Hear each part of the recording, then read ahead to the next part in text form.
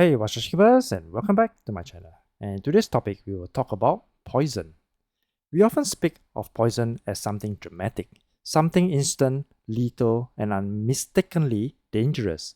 But in reality, poison comes in many forms. Some kill quickly, others linger, and some, so subtle in their effects, go unnoticed until the damage is irreversible.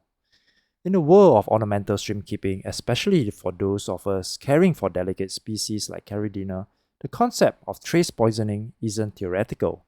It's real, personal, and heartbreaking.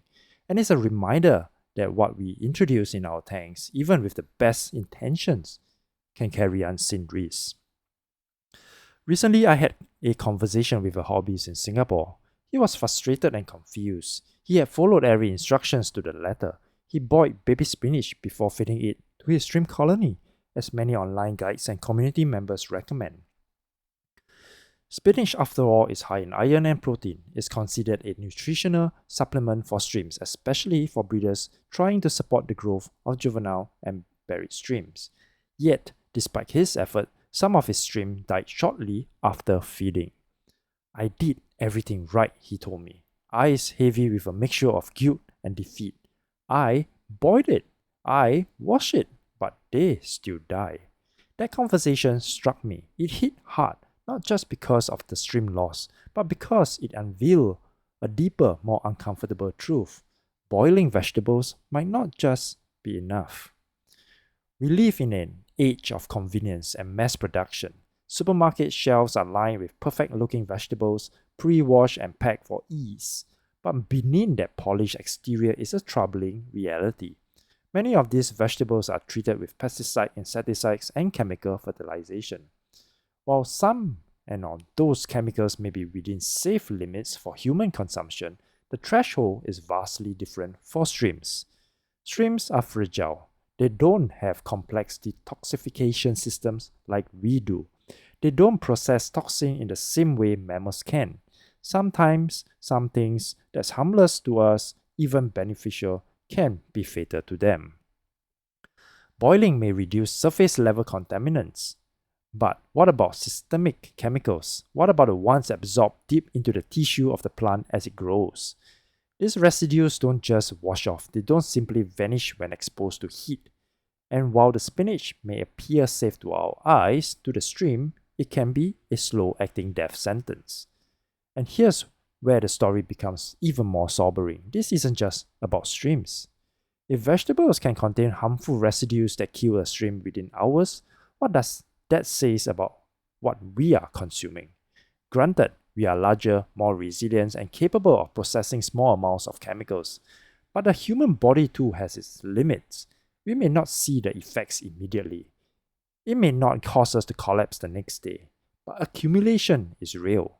Over time, long-term exposure to low doses of chemicals has been linked to hormonal imbalances, immune system issues, fertility problems, and even cancer. We are not sounding an alarm bell for fear. This isn't about panicking. It's about awareness, about mindfulness. If you ever stood over your stream tank, devastated by the sight of few lifeless bodies after feeding what you thought was a healthy treat, you know the pain I'm talking about. It feels unfair. It feels like betrayal by the hobby, by the food, by the system. But more than that, it reminds us that we live in a world where the lines between nourishment and harm are increasingly blurred. As hobbies, as parents, as consumers, what do we do when safe isn't truly safe? In the stream world, this has pushed many of us to rethink what we feed. Some have moved to growing their own vegetable hydroponically or in pesticide-free home gardens. Others turn to trusted sources of dried and prepared stream food, specifically formulated to be free from contaminants. Some use organic produce, though even that term, depending on regional regulation, isn't a full guarantee. But this isn't just about feeding stream. It's also made me more conscious of what I feed my family. If we care enough about our stream to boil spinach, research pesticides exposure and question food sources, why shouldn't we do the same for ourselves and for our children? Why do we accept low-level poisoning just because it wouldn't kill us today? Our stream tanks are like microsms, small ecosystem that reflects bigger truths. What we put in will affects what thrives, what struggles, and what dies. If the water isn't clean, the colony crashes. If a trace of copper enters the system, there's no undo button. You can't plead with nature, you can only respect it. I've spent more than 2 decades in this hobby, working with hobbyists, breeders, and professors from across the world. I've seen tanks that are work of art, and I've seen tanks that are silent graves. And more often than not, the difference comes down to awareness. Awareness of source, of quality, of the silent, invisible variables that don't show up in your TDS meters or your pH test kit. We like to say happy stream, happy life, but maybe the real message is the degree to which we protect our smallest creatures says a lot about how we live our lives. I don't share this story to discourage.